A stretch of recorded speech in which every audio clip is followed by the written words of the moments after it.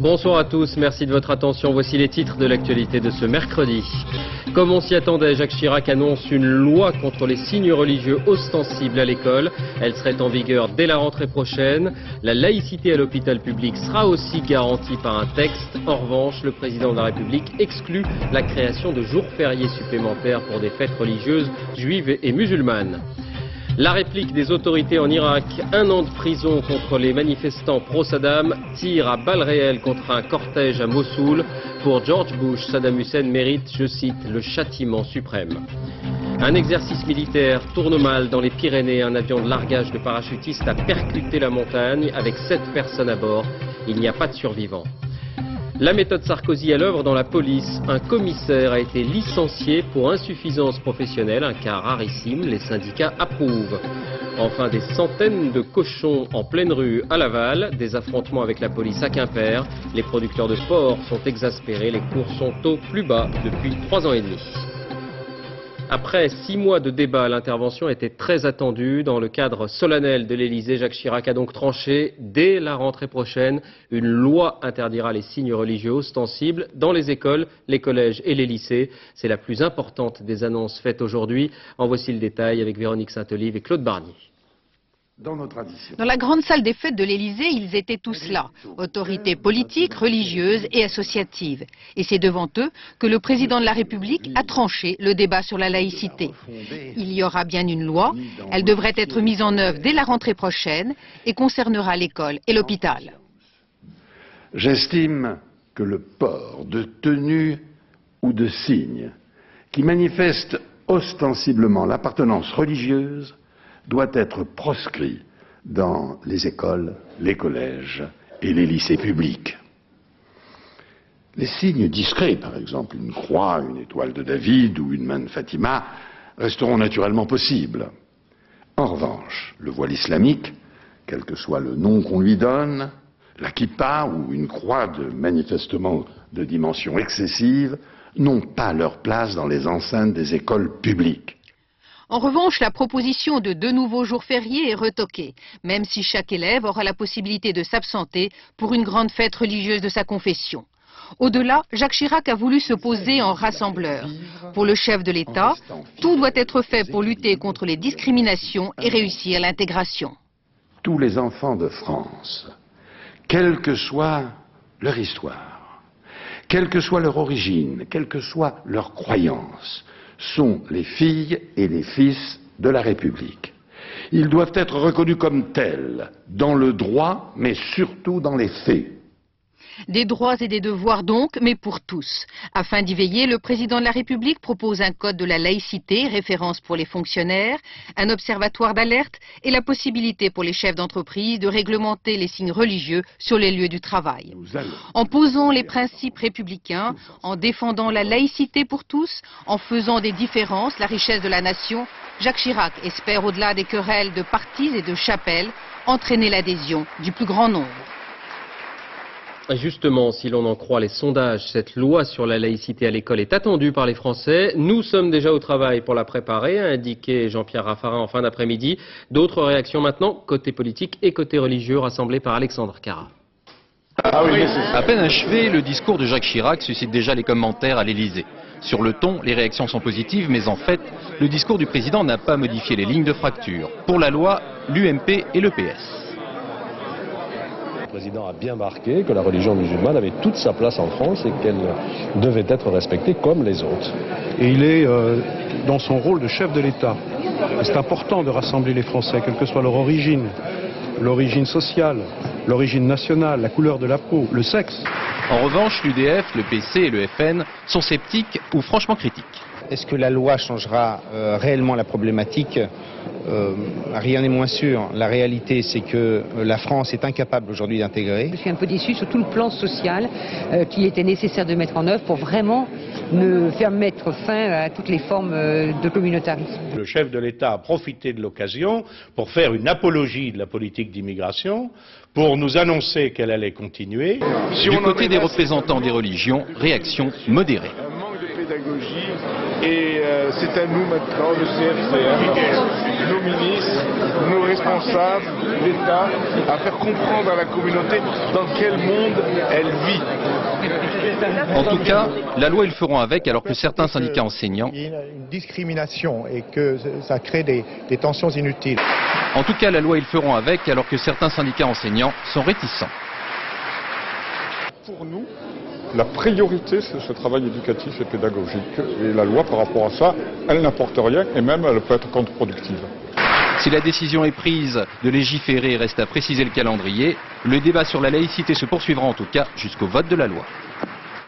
Cette loi qui visera tous les signes religieux ostensibles, chacun l'a bien compris, c'est d'abord le voile des jeunes filles musulmanes qui est concerné. Alors quelle est la réaction ce soir des intéressés, voilés ou pas? Éléonore Gay, Fanny Auvergne, Vanessa Roux et Christine Boss. J'estime que le 17h12, les membres de l'association La Chorba tendent l'oreille et l'annonce de Jacques Chirac va les diviser. L'appartenance religieuse doit être proscrit dans les écoles, les collèges et les lycées publics. Voilà, ça c'est bien. Voilà, là on est d'accord parce qu'il applique, enfin c'est une loi qui va être appliquée pour tout le monde. Toutes les religions. Il faut voter une loi pour interdire à toute personne qui porte une croix voyante ou un képi voyant ou un voile voyant. Ça, il faut l'interdire. Parce que l'école c'est l'école, extérieur c'est l'extérieur. Vous êtes déçu par son annonce? Non, je ne suis pas déçu, je suis contre. Je suis toujours avec ma religion parce que je suis être musulmane, je suis dans un pays d'humanité, de tout. Je ne me suis pas contre les autres. Si j'ai envie d'y aller à l'école avec le voile, j'ai le droit de porter le voile. Si j'ai envie d'y aller à l'école avec le kippa, j'ai le droit de porter le kippa. Je rentre à l'école avec le kippa. Ils ne sont pas à m'interdire. Qu'est-ce que je vais faire? C'est pourtant ce qu'ils vont faire. Parce que la loi... Eh ben non, non. Je ne suis pas d'accord. Parce que par exemple, il y a des filles qui vont en classe et elles suivent un cursus. C'est des très bonnes élèves et elles portent le voile islamique et voilà, à cause du port du voile, elles sont obligées de s'arrêter et de ne pas aller en classe. C'est vraiment dommage. Ça fait de mal à personne de porter un foulard ou ne pas porter. Je vois pas en quoi ça les dérange. Voilà. C'est tout. Au même moment, Lila Akrour, musulmane, écoute elle aussi la radio. Oui, je suis très contente parce que ça va régler le problème une fois pour toutes. Et voilà quoi, il a choisi la majorité par rapport à une minorité qui voulait vraiment faire du forcing et ouais, c'est très bien. Est-ce que ce n'est pas À La Courneuve, ces étudiantes proches de la Ligue islamique des femmes se sentent montrées du doigt. On ne veut pas la modifier. Nous déshabiller, c'est quand même une atteinte grave à notre liberté et une liberté qui est fondamentale quand même. Un vêtement en soi, je vois pas en quoi est-ce qu'il y a une atteinte à la liberté, je vois pas en quoi est-ce qu'il y a une atteinte à la laïcité. Qu'on vient nous dire votre foulard est quoi? Est un danger pour la République? Ils tiennent compte de quoi? On est françaises avant tout, je crois qu'on tient à notre nation quand même. Toujours à La Courneuve, Mimouna Adjan de l'association de soutien scolaire Africa est pleine d'espoir. C'est le début d'une réflexion qu'il va falloir qu'on mène sur la place des femmes en France et la place des femmes musulmanes. Moi, je ne parle pas de la place de l'islam. Et quel rapport d'égalité d'une manière générale entre les hommes et les femmes. C'est maintenant qu'il faut qu'on commence à parler de tout ça. Est-ce que vous croyez qu'on a quand même laissé le terrain? Oui, répétons-le, porter le voile peut être un choix libre et indépendant pour les femmes majeures. Il est aussi parfois un signe d'aliénation et le résultat de pression. Ainsi, plusieurs des jeunes filles non voilées que nous avions interviewées n'ont pas souhaité paraître à nouveau. Elles ont été menacées. D'autres réactions maintenant à ces annonces. Dans ce lycée à Paris, par exemple, reportage Nabila Tabouri, Alexandre Decuit. J'aimerais bien qu'on enlève les casquettes et les foulards parce que sinon ça va créer des ambiguïtés. Pas question de négocier le port du foulard, même s'il s'agit pour ce garçon d'un accessoire de mode. Signes religieux sensibles, laïcité, ces thèmes ne sont certes pas au programme, mais dans toutes les conversations. Est-ce que vous êtes d'accord ou non avec l'interdiction des signes religieux? Je suis d'accord pour l'interdiction des signes religieux comme la kippa ou le voile, mais les signes discrets comme une croix ou une étoile de la vie, ça me dérange absolument pas.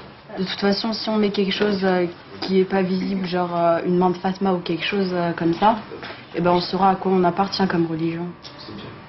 Donc c'est contradictoire. Vaut mieux tout interdire ou bien tout laisser. Dans ce lycée parisien, 1750 élèves, 46 nationalités.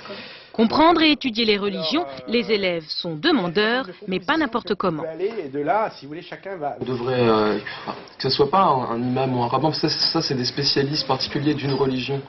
Je pense qu'on devrait avoir des cours de théologie avec, je ne sais pas si ça existe, mais avec des gens qui ont une connaissance approfondie des différentes religions. L'enseignement du fait religieux préconisé par Jacques Chirac n'est pas encore au programme, mais certains enseignants l'abordent déjà en cours d'histoire. C'est un enseignement délicat quand même, parce qu'il est le fruit actuellement d'un certain nombre de contestations, je pense, parce que c'est des élèves, si vous voulez, qui ont déjà leurs convictions, surtout dans les petites classes, et qui vont trouver un discours qui n'est pas le discours, par exemple, du religieux, qui est le discours du professeur d'histoire. Et pour gagner en autorité, l'enseignant doit être incollable. Or, parmi les 40 000 professeurs d'histoire, très peu ont bénéficié d'une formation sur les différentes religions. La loi, on le sait bien, la loi dont il est question ne réglera pas tout. Il s'agit avant tout de réaffirmer un principe, mais dans la réalité, ce sera toujours au chef d'établissement d'apprécier le caractère ostensible ou pas des signes. Alors, de quoi parle-t-on? Eh bien, les voici ces signes. Ce qui sera accepté, ce qui ne le sera pas, avec le diagnostic d'une proviseure rencontrée par Julia Delage et Mathieu Drejoux. Elle s'appelle Ghislaine Hudson. Elle a participé aux travaux de la commission Stasi. Écoutez, regardez. Les objets dont nous avons parlé, c'est ceux qui manifestent très visiblement une appartenance. Je peux parler de la kippa, je peux parler d'un voile comme celui-ci. C'est la même chose pour cette tenue. Absolument rien à dire sur ces petits bijoux. Au contraire, une petite croix comme ça, une petite médaille comme ça pose pas de problème. On a justement voulu ne pas être excessif. On a voulu, si vous voulez, faire comprendre aux élèves, à leurs familles, qu'on respectait tout à fait leurs convictions et que, au contraire, c'était bien qu'ils en aient, mais simplement qu'ils le fassent avec discrétion. Si je vois un élève avec une croix comme ça, d'ailleurs j'en ai vu des plus grosses, je lui demande de la cacher sous son pull. Ça c'est une médaille militaire. Hein. Si je voyais un jeune la porter, moi je saurais pas nécessairement ce que c'est, mais j'irais lui demander. Et s'il me dit que c'est une médaille de l'armée, bien alors là je lui demanderais vraiment de la cacher parce que bon, ça me paraît quand même assez visible et puis je dirais marqué. Cet objet-là, cette écharpe, bah, écoutez, moi je vois beaucoup de jeunes et même de moins jeunes la porter et puis ça peut n'avoir aucune signification. Donc peut-être qu'un jour un règlement intérieur se dira, bon bah voilà, est-ce que vraiment on appuie là-dessus ou pas? Alors justement, c'est quand même marqué politiquement. Alors comment on va décider si finalement c'est porté de manière ostensible? Qui va juger de l'intentionnalité finalement? Le dialogue, la discussion et le dialogue. Il y a des choses évidentes et on les a citées. À partir de ces choses évidentes, c'est le dialogue et le règlement intérieur. Ici, on a quelque chose qui est intéressant parce que c'est un genre de petit serre-tête. Hein, et franchement, un élève qui porte un serre-tête, je vois vraiment pas ce qu'on a à dire. On en a tous porté et on en a beaucoup qui portent ça, ou alors des tout petits fichus. Mais c'est vrai que si on veut vraiment, on peut l'élargir et en faire quelque chose qui cache. Bon, je crois que là, il faut savoir garder mesure et puis surtout dialogue avec le jeune. Si je vois un jeune qui arrive avec un petit serre-tête et puis qui peu à peu l'élargit, etc., je vais lui demander pourquoi. Et il faut toujours parler avec eux, il faut toujours comprendre. Voilà, pour ces explications le plus concrètes possible. Et pour refermer ce chapitre consacré à l'école, nous avons retrouvé l'homme par qui tout est arrivé. C'était il y a 15 ans, la France découvrait le voile islamique parce qu'à Creil, un proviseur anonyme, Ernest Chénière, s'opposait à 2 collégiennes. Il avait été très critiqué à l'époque. Aujourd'hui, la France s'apprête à voter la loi qu'il réclamait. Anne Guéry, Michel Guillaume.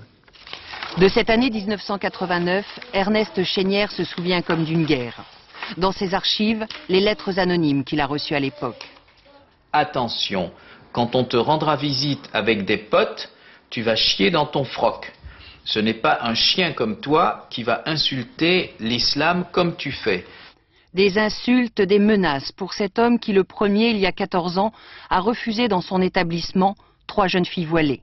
Tu vas mourir avant Noël. C'était en septembre 89. Un soir même, les murs de son collège ont été souillés de mots orduriers. 14 ans après, l'homme n'a pu oublier. Et on reste marqué. Vous l'êtes toujours? Oui. Il y a de la colère, de la haine?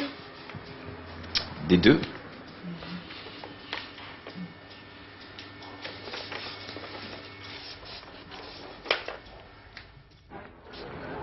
Collège Gabriel Avez, créé 1989. 34 nationalités et des enfants de confessions différentes. Ernest Chénière se bat sur plusieurs fronts. Alors que des collégiens revendiquent de ne plus venir en classe le samedi matin pour respecter le Shabbat, 3 élèves musulmanes apparaissent à l'école voilées. Ernest Chénière se montre ferme, pas d'exception ni pour les uns ni pour les autres. Toute patience a sa limite. D'abord, cet établissement doit fonctionner normalement. Il n'est pas souhaitable que ces jeunes filles continuent de perturber la vie scolaire de l'établissement. Il y aura donc probablement quelques mesures à prendre. Et l'une des mesures, ce sera l'exclusion temporaire des 3 jeunes filles. J'ai payé cette affaire de foulard et je la paie encore, d'une certaine façon. D'abord, parce que j'ai été victime d'une campagne de dénigrement et de diabolisation où l'on m'a fait passer d'un côté pour un antisémite pro-palestinien s'agissant des jeunes juifs. Il faut savoir qu'à l'époque, il y avait aussi des adventistes du 7e jour dans l'établissement qui réclamaient aussi de pouvoir faire Shabbat et de manquer les cours du samedi matin. Bon, bien sûr, je n'ai pas non plus cédé. Bon, je passais donc pour une espèce de tyran intolérant universel. Et puis, d'un autre côté, localement, j'ai fait l'objet d'une campagne où on m'a présenté comme un raciste. Alors Ernest Chénière en appelle à sa hiérarchie, inspection d'académie, rectorat, mais le mot d'ordre c'est « Débrouillez-vous, vous êtes là, débrouillez-vous, et surtout pas de vagues. S'il y a des vagues, faites en sorte que ce soit vite réglé et qu'on ne soit pas plus haut ennuyé. » La polémique est telle que le ministre de l'Éducation nationale est sommé de trancher et Lionel Jospin va désavouer Ernest Chénière. Le fait qu'un enfant arrive avec un foulard ne doit pas être un motif pour l'exclure ou pour ne pas l'accepter à l'école. Ça me paraît être le principe fondamental. On accueille d'abord l'enfant. À partir de 1989, les procès se multiplient en France. Des jeunes filles voilées exclues des établissements vont en justice et très souvent, les tribunaux demandent leur réintégration. Ernest Chénière se lance alors dans la politique. Entre 1994 et 1997, il a déposé 3 propositions de loi visant à interdire les signes religieux à l'école. Elles ont toutes été rejetées. Il aura donc fallu attendre 2003 que 2 autres jeunes filles arborent le voile à l'école pour relancer le débat sur la laïcité. Voilà pour l'école. L'autre grande décision qu'on retiendra de cette intervention présidentielle, c'est que l'hôpital public fera également l'objet d'une loi. Selon les médecins, de plus en plus de patientes refusent de se faire ausculter par des hommes. Ce ne sera plus accepté, du moins dans les textes. Sophie Rodier, Sophie Mézel, Mathias Barois. Dans 3 mois, Attika donnera naissance à son premier enfant. Avec son mari, elle a demandé à être suivie par un médecin femme au nom de la religion. Pour une musulmane, surtout qui porte le voile, de se faire consulter par un homme, c'est hors de nos principes, nos traditions. En cas d'urgence, Attika sait bien qu'elle ne pourra pas refuser un médecin homme. Mais depuis 2 ans, les soignants de la maternité de Saint-Denis, 3000 accouchements par an, le constatent, le radicalisme musulman s'étend chez les patientes. Certaines refusent de se plier aux règles de l'hôpital. Moi j'ai constaté que c'est souvent la part des maris, parce qu'elles sont souvent accompagnées de leurs conjoints et c'est souvent eux qui ont la parole. Donc elles n'ont pas voix au chapitre. Et puis ils exigent aussi de monter en salle de travail, voir si c'est vraiment une sage-femme qui va accoucher leur femme. D'autres refusent la péridurale si elle est faite par un homme. Pour l'équipe médicale, ces concessions inacceptables pourraient remettre en cause le principe même de l'hôpital public. Si un jour on me dit je veux pas d'une roumaine, j'ai une collègue roumaine, on peut me dire je veux pas une juive, j'ai des juifs dans l'équipe, on peut me dire je veux pas d'une protestante, pourquoi pas, on peut modifier. Je pense que encore une fois, la Constitution s'y oppose. Dans ce débat, on avait beaucoup parlé de l'école, peu parlé de l'hôpital, où la situation est souvent critique. Ce soir, les médecins ont été entendus par Jacques Chirac. Voilà ce qu'on pouvait dire ce soir sur cette allocution du président de la République sur la laïcité. Autre actualité de cette journée, avant d'aller en Irak, cet accident dans les Pyrénées. Un avion militaire qui participait à un exercice de largage de parachutistes a percuté la montagne avant de s'écraser. Il y a 5 morts et 2 disparus. Jérôme Soulard. 5 morts, 2 disparus. C'est le bilan du crash d'un avion militaire sur le pic de Piolou dans les Pyrénées. Pour des raisons encore indéterminées, le transporteur de troupes de conception espagnole a percuté la montagne. Il était 10h30 ce matin. Il a tourné carrément à gauche j'ai entendu le réacteur qui accélérait et qui piquait. Au lieu de monter, il piquait. Il s'est mis à piquer, à redescendre. Et là, il a carrément tourné à gauche et il s'est planté dans la montagne, dans la paroi, quoi. Le CASA 235 de la base de Creil était en mission pour un entraînement opérationnel. Exercice presque banal pour ces professionnels aguerris. Comme sur ces images tournées en septembre dernier, 9 parachutistes venaient d'être largués à faible altitude. Un exercice maintes fois répété sur cette zone prévue pour les entraînements. Problème mécanique ou de météo, l'enquête est en cours. Cet après-midi, gendarmes et militaires ont coordonné les secours pour rapatrier les corps. Ils étaient 7 dans l'avion, 6 hommes, une femme. Pour l'armée de l'air, c'est le premier accident tragique de transporteur de troupes depuis 19 ans. Jacques Chirac fait part de son émotion. Cet accident rappelle tragiquement les dures exigences du métier des armes, dit-il. L'Irak, maintenant, et d'abord cette explosion d'un camion en plein cœur de Bagdad ce matin. Elle s'est produite à un carrefour très fréquenté. Le véhicule a percuté une voiture. Il y a 10 morts, tous des civils. On apprend à l'instant qu'il s'agit en fait d'un accident. Dans le même temps, les manifestations de soutien à Saddam Hussein se sont poursuivies, rassemblements qui tournent souvent à l'émeute. Les autorités ont décidé de répliquer, tirs à balles réelles et condamnation à 1 an de prison pour les manifestants. C'est bien la bataille pour le contrôle de la rue qui est engagée. Maryse Burgot. Dans les rues de Mossoul, les manifestations en faveur de Saddam Hussein tournent à l'émeute. Face à ces hommes, la police irakienne et bien sûr l'armée américaine. Ces images le prouvent, les Américains sont désormais bien décidés à ne plus tolérer de rassemblement en faveur du président déchu. Et lorsqu'un soldat est victime d'un jet de pierre, la riposte est immédiate, à balles réelles.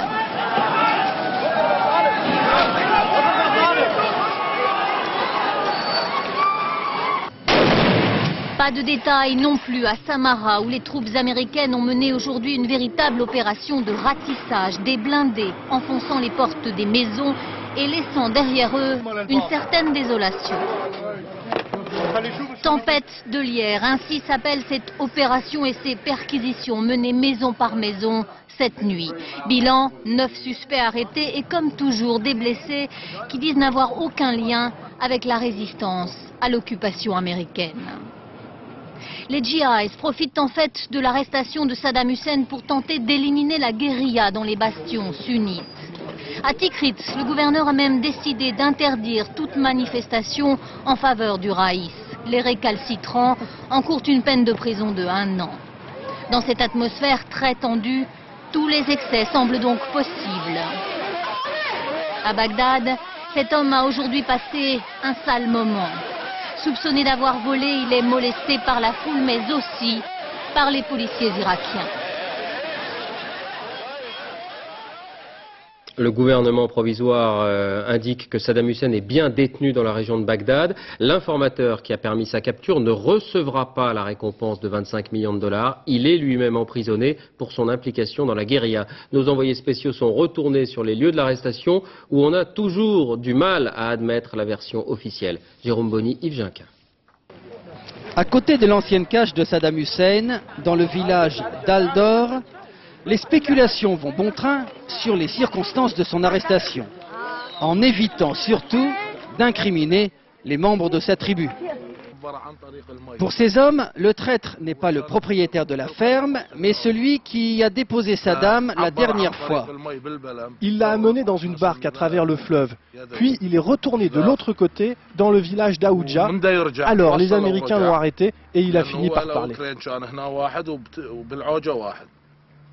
L'ancien raïs aurait-il traversé le Tigre, voisin de sa cache, pendant sa cavale? En tout cas, les chefs de tribu sont honteux qu'il ait pu être donné. C'est vrai qu'en Irak, quand on fait pression sur quelqu'un, il peut trahir son cousin, ou même son frère. On est écœuré par le traître, s'indigne cette voisine. Tout ce qu'il mérite, c'est une balle dans la tête. Pendant les interviews, les hélicoptères veillent. Incapables d'admettre que leur héros s'est rendu, les villageois affirment que les Américains ont utilisé des gaz. Ils ont lâché des gaz soporifiques. 18 moutons sont encore groggy. Une accusation qui fait sourire au palais présidentiel de Tikrit où sont basés 5000 djihadistes. C'est ici que la 4e division d'infanterie a minutieusement préparé l'arrestation de samedi soir. D'après tous les rapports, Saddam Hussein était conscient et lucide quand il est sorti du trou. Déception et suspicion parmi les tribus de la région de Tikrit qui toutes font corps avec Saddam Hussein. Ici, personne ne peut croire que l'ancien Raïs se soit rendu sans coup férir et en même temps, tout le monde se demande si le traître fait partie de ces tribus. Et la fille aînée de Saddam Hussein, qui vit actuellement à Dubaï, indique qu'elle souhaiterait lui rendre visite dans sa prison. Jusqu'à présent, quelques rares Irakiens en ont eu la possibilité. Parmi eux, Adnan Pachachi, membre du gouvernement provisoire. Martine Laroche-Joubert, Patrick Desmully ont pu rencontrer cet homme. Pour la première fois, il évoque sa conversation, entre guillemets, avec un Saddam Hussein qui ne regrette rien. Cet homme est encore sous le coup de l'émotion. Il est l'un des 4 Irakiens à avoir rencontré Saddam Hussein après son arrestation. Adnan Pachachi, membre du Conseil transitoire irakien, représentant de l'Irak aux Nations Unies dans les années 50, exilé sous le régime de Saddam Hussein. Le régime très dur, pourquoi il a tué tant de gens, il nous a dit que l'Irak a besoin de quelqu'un qui est juste et ferme. Et nous avons répondu, mais vous n'êtes pas juste, pas du tout. Vous êtes responsable pour la mort des milliers, des millions même, des citoyens irakiens. Qu'est-ce qu'il a dit? Il a dit, ce sont des conspirateurs, c'était la guerre, c'est pas... Quelle impression vous retirez de cet entretien avec lui? Mais c'était un moment historique, c'était des circonstances exceptionnelles, bien sûr. Et je dois réfléchir parce que... Sous le choc, Adnan Pachachi reste ferme. Il veut que Saddam Hussein soit jugé en Irak. Et à ce propos, une déclaration, celle de George Bush, qui estime que l'ancien tyran mérite la peine de mort, même s'il n'a pas prononcé le mot. George Bush qui évoque, je cite, le châtiment suprême dans cette interview donnée hier soir à une télévision américaine. Et dans les sondages, la cote de popularité du président américain est en hausse de 6 points. À l'étranger encore, l'épilogue d'un fait divers qui avait scandalisé l'Europe, la mort de Holly et Jessica, 2 fillettes de 10 ans, il y a 1 an et demi en Angleterre.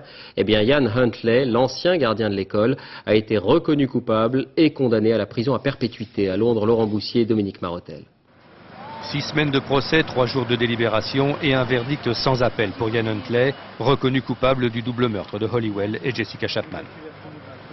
Le verdict du jury dit qu'il devra payer pour ses crimes jusqu'à la fin de sa vie. 4 août 2002, les fillettes vêtues du maillot de Manchester United disparaissent du domicile des parents de Holly à Soham, une petite ville du centre de l'Angleterre. Immense émotion en Grande-Bretagne, surtout quand 13 jours plus tard, leurs corps calcinés et décomposés seront découverts dans ce sous-bois. Arrêté et incarcéré parce que les vêtements des 2 fillettes ont été retrouvés dans sa poubelle, Ian Huntley reconnaît avoir étouffé Jessica pour l'empêcher de crier, mais essaiera de faire croire à la thèse de l'accident pour la mort de Holly. Plusieurs incohérences et le témoignage de sa compagne Maxine Carr, qui lui avait d'abord fourni un alibi, convaincront les jurés du double meurtre. Nous ressentons du soulagement, certainement pas de l'euphorie, surtout du soulagement d'être arrivé au terme de ce procès. Mais ce soir, alors que la justice a été rendue, une nouvelle polémique surgit. Comment Ian Huntley, déjà mis en cause pour une dizaine d'agressions sexuelles, a-t-il pu être recruté comme concierge dans une école? Et pourquoi n'était-il ni suivi ni surveillé par les services spécialisés? Et la compagne de Ian Huntley, Maxine Carr, a été condamnée à 3 ans et demi de prison pour avoir menti aux enquêteurs. En France, Charles Pierry a été mis en examen pour abus de biens sociaux, recel et aussi pour association de malfaiteurs en relation avec une entreprise terroriste. Charles Pierry, interpellé dimanche dernier, est considéré, je vous le rappelle, comme le dirigeant de fait du mouvement nationaliste, officiel ou clandestin. Ce qui fait la particularité de ce dossier, c'est que c'est le juge Courroy, spécialiste des affaires financières, et non pas un juge antiterroriste qui en a la charge.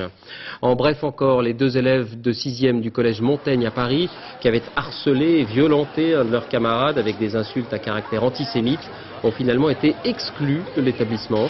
Il s'agit de 2 enfants d'origine maghrébine. Ils poursuivront leur scolarité dans un autre collège du quartier, c'est ce que précise le rectorat. Un cas rarissime dans la police. Nicolas Sarkozy avait annoncé l'introduction des méthodes de gestion du privé, avec notamment des primes pour les plus méritants. Eh bien, à l'inverse, un commissaire mal noté depuis des années a tout simplement été licencié pour insuffisance professionnelle. Zindine Boudaoud. La carrière du commissaire marseillais s'est arrêtée brutalement le 18 novembre dernier. Licencié pour insuffisance professionnelle. Rien de scandaleux, son incompétence était dénoncée depuis longtemps par la hiérarchie, explique aujourd'hui la direction générale de la police. Une décision que la plupart des syndicats ne trouvent pas anormale non plus. C'est une décision tout à fait exceptionnelle. Je voudrais tout d'abord faire observer que c'est un cas pour 2000 commissaires de police, donc c'est quelque chose de très réduit, fort heureusement. Et je crois que nous devons nous soumettre effectivement à une obligation de contrôle comme tous les fonctionnaires. Ce licenciement est la traduction de la méthode Sarkozy. Le ministre de l'Intérieur avait prévenu ses troupes. Les meilleurs policiers seront récompensés, les plus mauvais sanctionnés. La règle de promotion, le plus âgé, dans le grade le plus élevé, ayant pris le moins de risques dans sa carrière, obtenant toutes les décorations et toutes les promotions, c'est fini. Le commissaire marseillais s'estime victime de la culture du résultat que le ministre de l'Intérieur a érigée en principe. Il conteste son licenciement. Si insuffisance professionnelle il y a, elle est au-dessus du commissaire. Elle est chez ceux qui n'ont pas vu cela pendant les 20 années pendant lesquelles il a exercé son métier dans la dignité et dans le respect des grands principes. Le commissaire licencié a introduit un recours devant le Conseil d'État pour faire annuler la décision. Un point maintenant sur la situation à Arles. N'oublions pas les sinistrés car 2 semaines après les inondations, il y a encore de l'eau. Aujourd'hui, l'armée est intervenue pour aider les entreprises à refaire surface. Sur place, Véronique Gaglione. On les reconnaît à leur tenue kaki.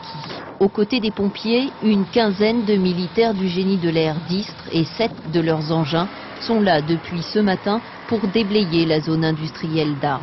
Les pompiers sont occupés à autre chose, à pomper pour les maisons et nous on aide avec les gros moyens qu'on a. L'eau est pratiquement partie. L'important pour les entreprises est de nettoyer, enlever au plus vite gravats et matériel noyé pour redémarrer.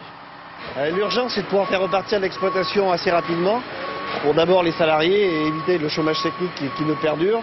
Donc c'est la première urgence, c'est pour ça que les institutions aujourd'hui nous aident beaucoup. Dès janvier, certaines entreprises inondées d'Arles rouvriront. Le niveau d'eau a bien baissé ici. C'est en aval que la plaine de Camargue souffre encore. Les pompes allemandes sont reparties hier. Asperges et carottes vont pourrir. On ne peut pas les sauver là. Il faudrait que dans 2 jours, il n'y ait plus une goutte d'eau dans les terres de mon point de vue. Et encore, reste à savoir ce qui est passé avec les eaux du Rhône qui ont déversé là-dessus. Tout le monde dit que c'est la décrue, que tout va bien, que tout est fini.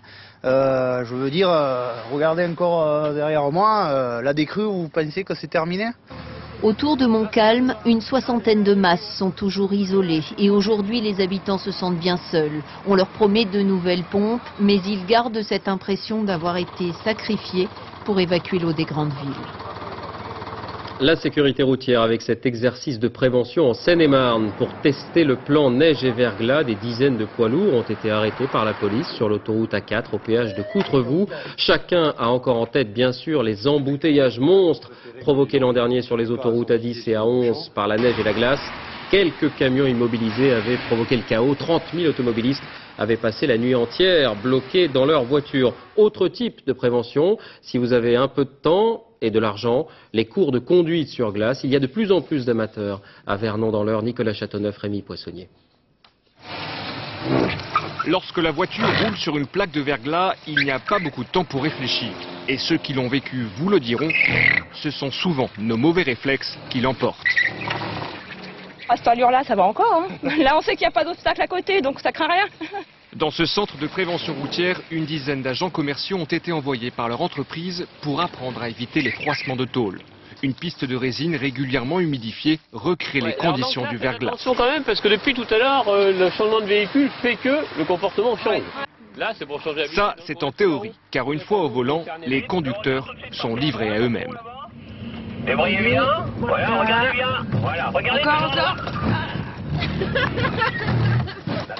Pour échapper à la glissade, les règles sont claires. Ne pas freiner brusquement, débrayer, contrebraquer et surtout regarder dans la bonne direction. C'est le plus important, savoir regarder là où l'on veut aller pour éviter l'obstacle. Alors que dans la majorité des cas, quand on est surpris, on regarde l'obstacle vers lequel on va aller. Enfin, par temps de neige ou de verglas, mieux vaut modérer sa vitesse, car généralement, la plaque de glace est fourbe. Elle ne vous prévient pas. Il y a du travail. Toujours à propos de circulation, cette nouvelle méthode testée dans les rues de Paris et qui ne fait pas que des heureux. Depuis quelques mois, des policiers en civil, habillés comme vous et moi, guettent les infractions. C'est redoutable. Amaury Guibert, David Fossard. On dirait qu'elle attend son bus. En fait, elle n'est pas du tout là pour ça. L'axe entier noir qui arrive à votre niveau, le conducteur n'a pas la ceinture. Mercedes noire, circulation dans le couloir bus arrive à votre niveau. D'un côté, une fonctionnaire de police en civil. Portable tenue main gauche, elle sera sur votre droite. C'est Véro qui prend l'affaire. À 200 mètres de là, des collègues en tenue pour interpeller des automobilistes qui n'ont presque rien vu venir. J'ai vu absolument personne, j'ai simplement remarqué une personne qui était en moto, qui était en civil, qui regardait les gens avec insistance, qui m'a regardé avec insistance. Je me suis demandé pourquoi il me regardait. Chez les automobilistes, on conteste peu les infractions, mais beaucoup ne comprennent pas la méthode. Parce que quand ils sont policiers, ils doivent être en tenue. Quand ils sont en civil, ils n'ont pas le droit de travailler pour moi. Alors voilà, 90 €, 3 points. Voilà, je trouve pour une méthode aussi mauvaise. C'est pas moi qui fais le code de la route. Oui, code de la route, mais en tout cas, vous êtes responsable. Je suis là pour l'appliquer, monsieur. Vous savez que vous faites partie de la police. Vous n'avez pas le droit, c'est de faire planquer un mec en civil là-bas. Non, monsieur, ça c'est scandaleux. Ça, on a le droit, ça. Ah oui, c'est ça. Bonne journée, au revoir. Ouais, bonne méthode journée. décriée, mais très efficace vu le nombre de PV. Ah bah là, en 1 heure de temps, on en a fait pratiquement une quarantaine. Donc ça vous laisse voir un peu comment les Parisiens et ceux qui viennent sur Paris conduisent. Il y a des progrès tout de même. En 2 ans, le nombre de morts sur la route a été divisé par 2 dans la capitale. L'économie avec d'abord la réplique de Boeing à l'avion géant d'Airbus, l'A380. Le constructeur américain a lancé hier soir ce modèle, le Dreamliner. Il est moins gros que son concurrent mais consommera 20% de carburant en moins et aura un rayon d'action plus important. Signe particulier, la cabine sera plus spacieuse, les sièges plus larges, les coffres à bagages situés au centre de l'appareil. En France, la crise du marché du porc. Une image étonnante. D'abord, à Laval, plusieurs dizaines d'agriculteurs ont lâché les cochons dans les rues. Un drôle d'embouteillage. Les producteurs sont exaspérés. Les cours sont au plus bas depuis 3 ans et demi. Des mesures de soutien avaient été annoncées. Elles ne suffisent plus, selon les éleveurs, qui ont aussi manifesté aujourd'hui à Quimper. Jacques Deveau, Michel Hiver. La colère des éleveurs de porc est montée d'un cran la nuit dernière. À Quimper, à l'issue d'une manifestation regroupant quelques 250 producteurs, la préfecture a été prise pour cible.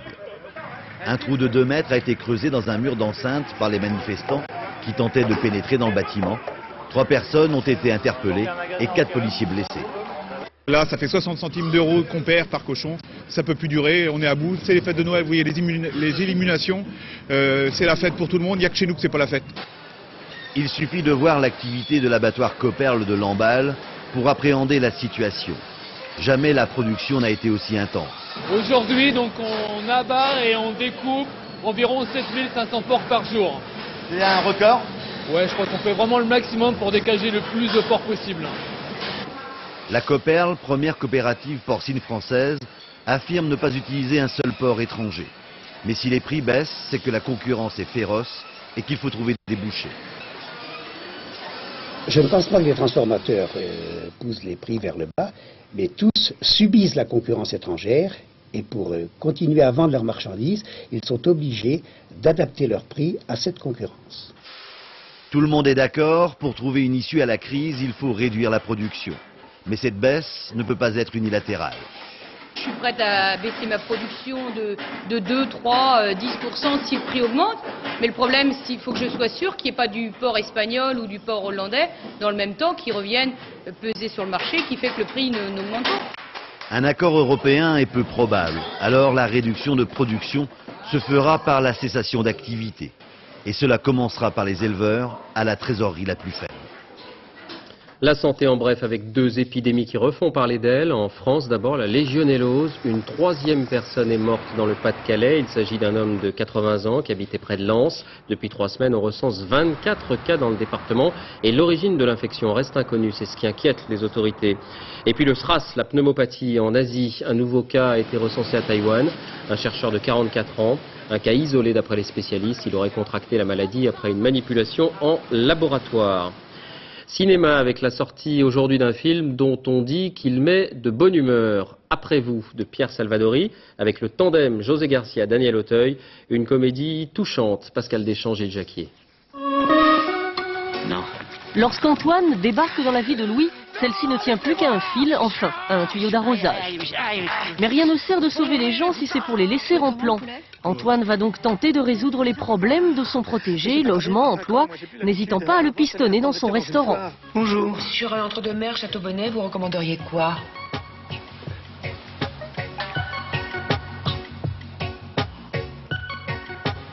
Du cerf. Ainsi naît un nouveau duo d'acteurs et une comédie débridée sur l'amitié et la responsabilité. Il est pris dans une espèce d'engrenage qui fait qu'il peut plus faire autrement. C'est-à-dire il l'a sauvé, mais maintenant il faut qu'il le fasse s'envoler, quoi. Donc il peut plus reculer. Et en même temps, en faisant ça, en faisant le bien comme ça, il se fait du bien lui-même, quoi. Antoine ira jusqu'à retrouver l'ex-femme de Louis pour la convaincre de retourner avec lui. Et bien sûr, il en tombera amoureux.